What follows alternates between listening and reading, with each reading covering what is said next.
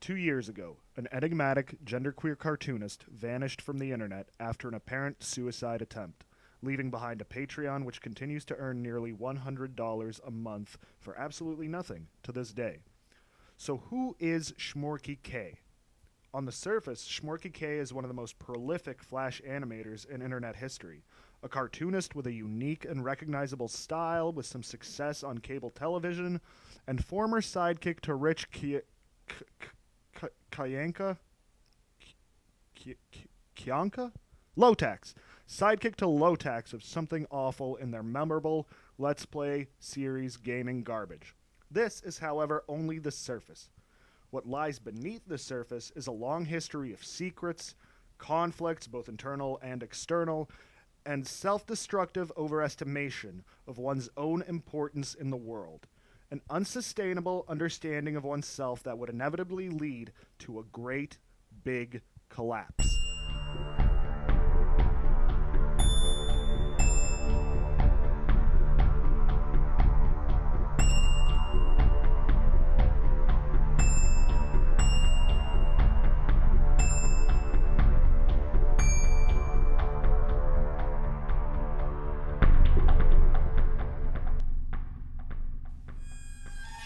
Our story begins and ends in Mineral, Virginia, a small rural community with less than 500 residents about an hour's drive away from Charlottesville. It is there that Dave Kelly grew up in a trailer in the woods with his mother, stepfather, and two younger brothers. Both his stepfather and younger brothers were accused of being physically abusive towards Dave when he was growing up, and the conditions he grew up in would be brought up in his adult life to demonstrate how disenfranchised he is. After graduating high school, Dave was able to secure work in the tech industry and supplement his income with cartooning. One of his first creations was a cartoon called Smut, which he pseudonymously wrote under the name Cave Deli, cleverly disguising his name beyond any recognition. I mean, I'm guessing it took years for cryptographers and code breakers to figure out that Cave Deli was actually Dave Kelly. Heavily inspired by the countercultural underground cartoons of the 60s and 70s, Smut explored a variety of fetishes through the lens of satire, but for the most part, it's just a dirty young man pretending to be a dirty old man. Some measure of public success would be achieved at this time, as Dave began using Macromedia Flash. One of these early successes would be the very popular Newgrounds cartoons Choo Choo Rocket and The Pharmacy, submitted under the name Dave would become best known by, Shmorky. Please don't loiter or lean on the wall, drinking coffee and having a ball, 'cause you damn kids always do stuff on the floor, and you don't clean it up, and you stupid as all. Don't you know that I used to know karate? I'll punch you in the pee-pee, or I can just cough the coughs. As classic and wildly popular for the time that these animations were, Newgrounds is not well known for paying their creators. Remember, this is 2002, ages before YouTube, and even more ages before the partner program. Content creators made content for fun, and if they were lucky, they would establish a website with banner ads and pull in a little money. Shmorky was, for lack of a better term, a hobbyist. And while commissioned work did bring in some money, some things he would have to do to survive were less creative than he would have preferred. The following is a retrospective comic he had written and commissioned a different artist to draw in order to conceal his identity. The year 2000. I had recently graduated high school, and I was able to prove myself to be tech-savvy for potential employers. I was smart and talented, and the internet offered many opportunities. Nothing could go wrong.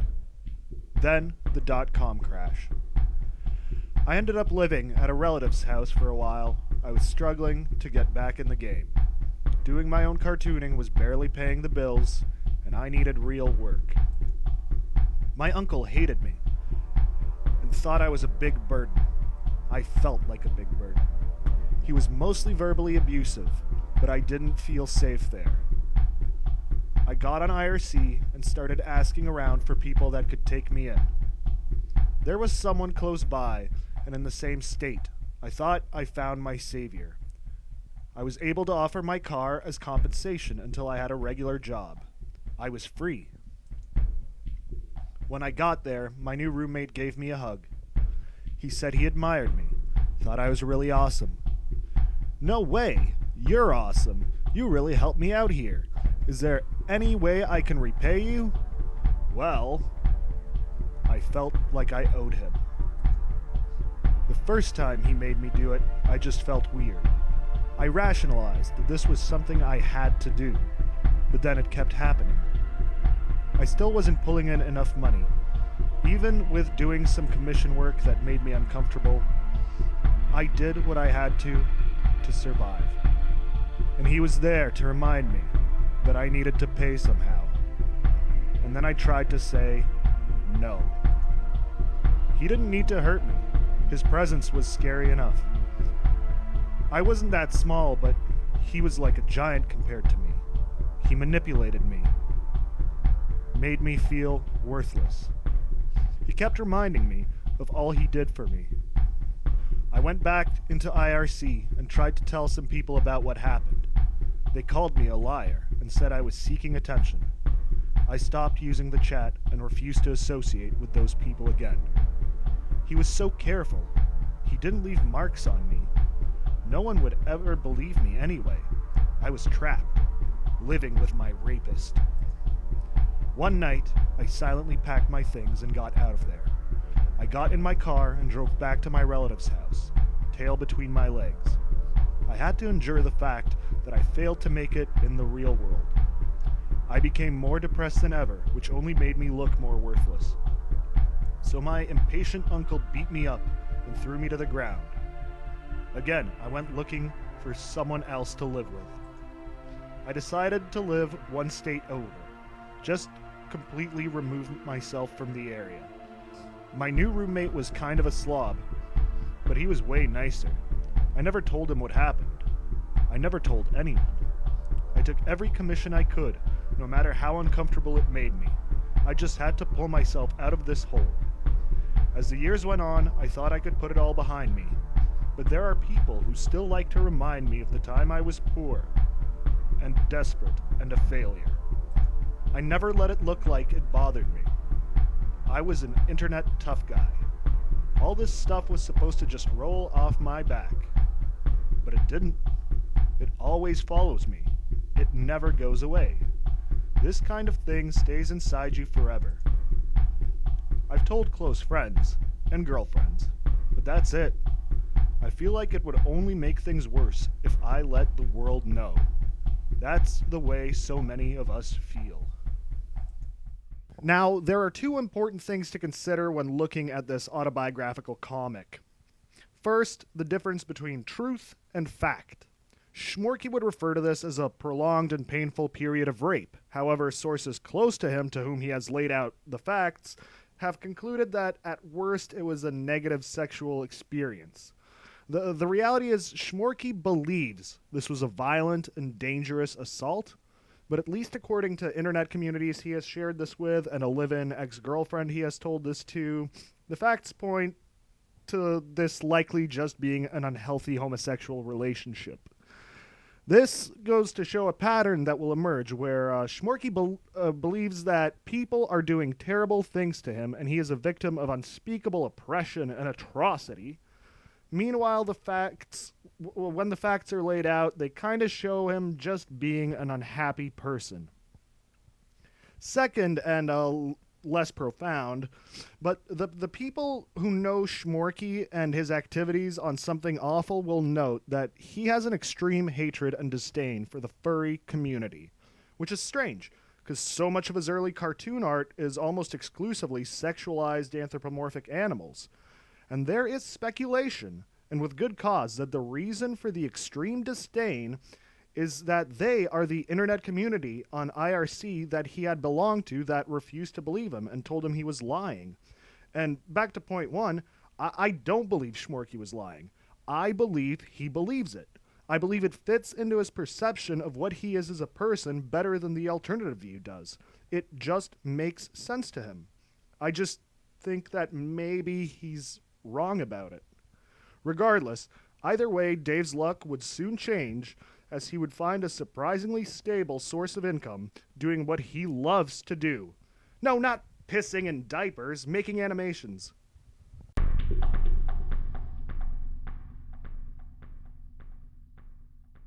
Due to its relatively low profile today, it is easy for a casual internet user to underestimate the tremendous impact that Something Awful forums have had on internet culture. You ever wonder why every time you caption a photo to make it memeable, you have to use bold impact font? That's Something Awful. Ever wonder where Slenderman comes from? Something Awful. Unfunny Chuck Norris facts? That's Something Awful. Rich Lotax Kayanka's Something Awful was memeing and going viral before memes and going viral were things. All your base, all your base, don't belong to us. All your base, all your base, don't belong to us. All your base, all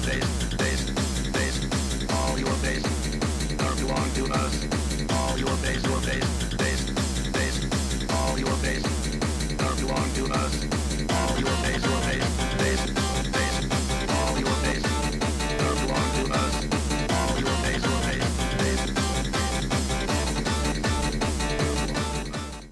Now, around 2003, 2004, it was a weird time in Something Awful's history. Lotax had decided that the community had become close enough that it was time to start meeting IRL. In fact, he put together a convention for forumites. Lotax, for some reason at this specific point of time, was unusually willing to turn his internet life into his personal life. Shmorky had been a member of the board for several years, posting pictures and animations, chatting with other users, and had become online friends with Lotax. Upon finding out that Shmorky had been living in a squalid apartment where cats were allowed to piss on his clothes indiscriminately, Lotax decided to offer to move Shmorky out to Missouri and give him a job with Something Awful, producing a series of animated shorts called The Flash Tub. Lotax describes their first IRL meeting like this. Eventually he told me that he couldn't stand to live in Philadelphia anymore because of the mean, old, pissin' cat Warcraft broad. So I felt bad once again, and since I considered him a friend, offered him a job doing the Flash Tub in the office here in bumfuck Missouri. At least that way he could afford his own place and, I guess, be in control of choosing which cat pisses on his shirts. The day he arrived, I literally had to take all his clothes to the dry cleaners because the cat piss odor was making me physically ill. Anyways, things were good for a few years. I could joke around him and we had a similar sense of humor. I enjoyed watching bad movies and playing games and writing scripts for the Flash Tubs with him because he could come up with some great stuff. Shmorky grew to be close with Lotax and his family. That's right, Lotax has kids, and Shmorky loved Lotax's kids, occasionally even recording them making up stories and making animations out of it. They left up in the sun, and Jesus was there. But Jesus later, she found the little shooting star. Then she was in big trouble, but she found it, and she gave it to Dad. He was flying on the butterfly. Now, ordinarily, an adult man befriending a close friend's infant daughter can be fairly healthy, funny, like even sweet. It's innocent enough, right? However, it was around this time that unusual accusations were coming out of the woodwork about Shmorky's sexual proclivities. For example, this bizarre YouTube video called Shmorky is a Diaper Fur, which features a song from the movie Aladdin in, I'm gonna guess, Hebrew. It's subtitled with accusations of Shmorky, well, as the title suggests, being a diaper fur. What they're more than likely referring to are several pictures that depict a furry bunny in diapers and various other diaper fetish scenarios drawn by Dave Kelly earlier in his career. Shmorky would shrug these off by saying they were commissioned works, and if you will recall, in the anonymously made comic about his sexual assault, he did mention that to make ends meet, he did make commissioned work that made him uncomfortable. However, why would someone commission a picture that clearly depicts a bunny-tized version of Dave Kelly. Furthermore, if someone commissioned you to draw a picture of you shitting your pants, would you really do it? I don't think anyone would unless they already had a proclivity for that kind of stuff. In fact, does seem to suggest is that Shmorky was, at some point in his life, at least marginally associated with the furry community, having his own fursona, and that more than likely the idea of pissing and shitting himself as this fursona excited him enough that he repeatedly depicted it in his artwork. Meanwhile, for all intents and purposes, the Flash Tubs were a success. They catered specifically to the sense of humor of forum goers with either absurd over-the-top humor or animating popular memes of the moment. How is Babby formed? How is Babby formed? How girl get pregnant? They need to do weigh-in stain mother. Who killed their babbies because these babby can't fricks back? It was on the news this morning. A mother in who had killed her 3 kids. They are taking the 3 babby back to New York to lady to rest. My Barry are with the father who lost his children. I am truly sorry for your lots. And for the purposes of these Flash Tubs, Shmorky would create quite possibly his most instantly recognizable creation, the Clerfs. Clerfs are basically Smurfs, but I guess they swear and do violent shit. So important are the Clerfs to Shmorky, personally, that a Clerf would become his permanent avatar and stand-in in comics.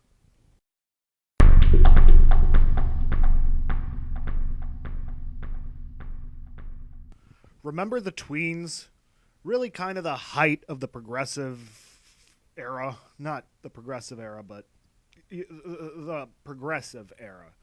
Obama was going strong. The Oppression Olympics were in full swing. Tumblr had porn on it. Literally everyone was gay and trans, or they'd make something up like they were a wolf-spirited fiction-kin demi-boy. I sexually identify as an attack helicopter. Ever since I was a boy, I dreamed of soaring over the oil fields, dropping hot sticky loads on disgusting foreigners. Remember 10 years earlier, Shmorky went on the internet to tell people about a sexual assault and no one believed him or cared? Well, now a place existed where people would not only believe him, but they would praise him for his bravery in sharing the story with others. Tumblr became a second home to Shmorky, alongside something awful. It was thanks to Tumblr that Shmorky would begin discovering a lot of things about himself that he had previously not been aware of. They had been hidden away very, very deep. As Shmorky made these discoveries about himself, he would make certain changes to his appearance, behavior, and demeanor. Since I don't really know what order these things occurred in, and it's likely that they happened at the same time, I will list them in order of funniest to saddest. First, he began wearing makeup and wearing his hair in a gender-neutral fashion. This, of course, is not funny in its own. Korean men wear makeup all the time, and they're almost never funny. But what makes this funny is, as the pictures shown in previous chapters clearly show, Dave Kelly has been balding since at least the early 2000s. To compensate for this, he purchased and began wearing what has been named the yarn wig. It is an abominable and obviously fake black wig that Shmorky would wear at absolutely all times, including the shower. The only time he would remove it is reportedly at nighttime, and as a consequence, he refused to share a bed with sexual partners due to the shame he felt being seen without it. Second, and probably most obvious to the internet audience, is his voice. While Shmorky's voice had always been a little bit nasally and a little bit high-pitched, he began intentionally raising it even more. He claimed that a doctor had told him he had to do that or else he would lose his voice, but he was probably just trying to avoid the embarrassment of admitting he wanted to sound like some kind of Hanna-Barbera mouse. Here's his voice before. Dick licker? Fucking prick. This fucking piece of fucking shit! Why? Why? Why? And here's his voice after. Yes, it's exploding. It's good. It's good. I love it. Yeah. All right. Okay. So what happens now? Third, his name being Dave Kelly was too hard for him to live with, and Shmorky, I guess, was too masculine, so he changed his name to Daisy K. He claims this is a legal name change, but like a doctor telling you have to walk around sounding like a castrated Pokemon, this is probably also completely fabricated.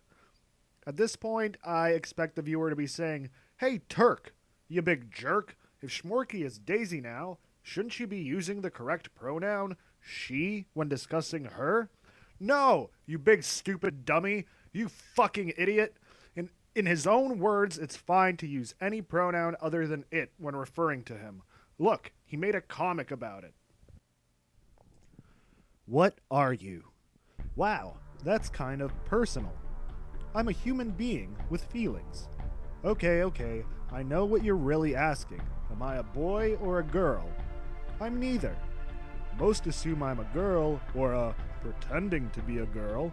I draw comics and cartoons for girls because they deserve a fair amount of content that's for them too, not just boys. I'm also a feminist. That doesn't make me a girl though. Neither does wanting to look nice or smell pretty. Gender is a complex thing. It should be defined by stuff we do. Well, yes. What do you have between your legs? We are not in a romantic relationship with each other. It is none of your business, and you don't need to know. What about pronouns? You know, you should always respect a person's wish to use the pronouns they prefer. I don't mind she, her. It sounds nice. He, him is okay too. They, them is the best though. Just never say it. I'm not asexual either. I've had rewarding relationships with cis and trans women and trans men. I'm not gay or bisexual. Queer is more accurate if you're looking for a word. Thanks for listening. Damn, that's some good comedy, Shmorky. Glad to see you're keeping the funny in your comics. Fourth and final, he began sabotaging personal relationships by making absolutely every discussion about oppression, pronouns, and social justice. He started sleeping in until the mid-afternoon, coming into work only to yell and complain at his coworkers, and his work output trickled to a low.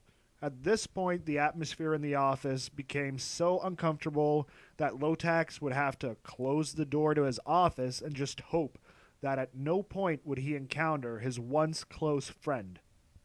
As this was happening, Shmorky had enjoyed some internet popularity as second mic on Lotax's Let's Play series Gaming Garbage.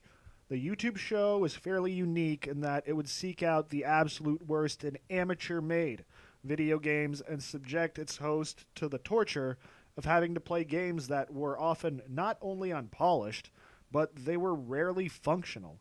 Shmorky's short temper and perceived insanity played well against the level-headed and cynical Lotax.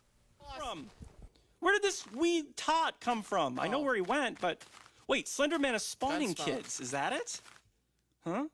I don't know. Is Slenderman spawning children? I don't know! Yes. Ah! Wait, oh my god. God damn it! Fuck this! Dave.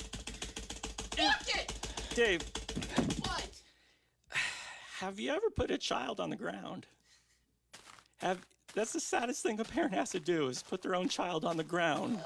So you screaming like a Nimrod is not helping the situation any. I love you.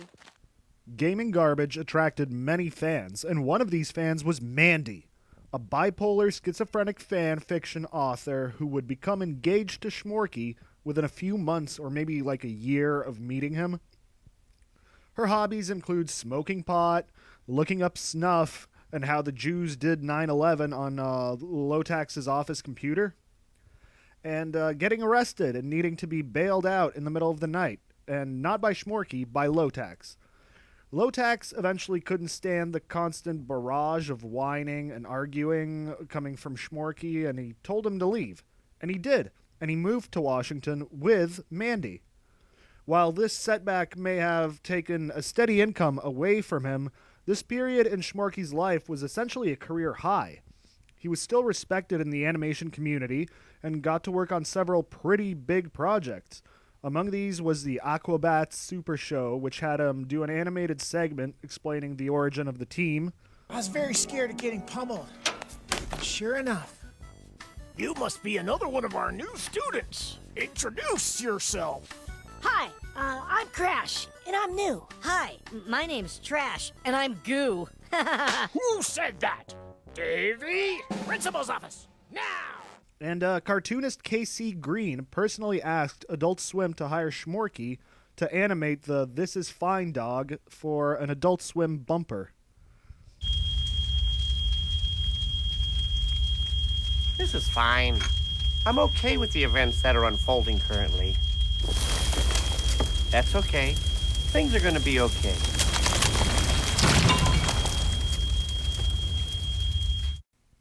And Nickelodeon was in talks to have him create his own animated series. This was reportedly dropped when Shmorky, perhaps emboldened by the success of Steven Universe, insisted that the main character be magical and gender fluid. Without something awful coworkers to bully with his incessant self-righteousness and rants about injustice, Shmorky began to emotionally abuse his girlfriend, baiting her into arguments, then guilting her into apologies. On one occasion, Shmorky intentionally recorded one of these fights and posted it on the internet for the world to hear how bad his personal life had gotten. He was hoping this would make people feel sorry for him. Okay, I do not want this kind of harassment in my house. Okay, do you understand that I had to leave because I was scared of you? Do you know why I was scared? How do you want to punish me? Just do it already. What do you want from me? Well, I left the house because I was... No, you want to punish me. What do you want to do? Physical? Do you want to rape me? What do you want? What do you want from me? Why do you think I would do that? Why? I don't know who you are. I don't know you. I'm not the one that's a I don't rapist. Trust you. I'm not the one that's a rapist. I'm not the one that's an abuser. I don't know who you are. And I'm not the one that's an abuser. I'm not gonna hurt you, okay? Just do what you want to me. And I'm not the one that's pretending I'm not pretending! Just please stop it! What do you want? What do you want? Just stop being mad at me! Just stop it! Just what is it gonna take to make you stop being mad at me? What? What do you want from me? Please tell me what you want. Just tell me who you are. What if you love me? If you don't, just tell me who you are and what you want, please. Because I don't know anymore. Because I can't trust anyone anymore. So please, just tell me who you are if you love me and what you want from me. While some fans did in fact feel sorry for him, most took notice of the fact that Shmorky was exploiting his fiance's mental illness in order to direct pity towards himself. People were pretty disgusted with him, as were former friends, including Lotax. While this may have damaged his personal life, it's not the misstep that would ultimately land the unraveling Shmorky in the hospital and off the internet for over 2 years. That has something to do with a special sheep wolf named Sandy. In related news, there were some farts. And now, the weather. As you can see, there are some strong gusts coming from the south. Now for the traffic. There's a huge clusterfuck of shit fucking up ass and balls over here. And holy Christ, is it ever shitty down there. Just one shitty ball of fuck wrapped in a bitch. The leaks that brought down the man who just wanted to take a leak. Next time on Serial. Collapse, the Shmorky K story. Fuck.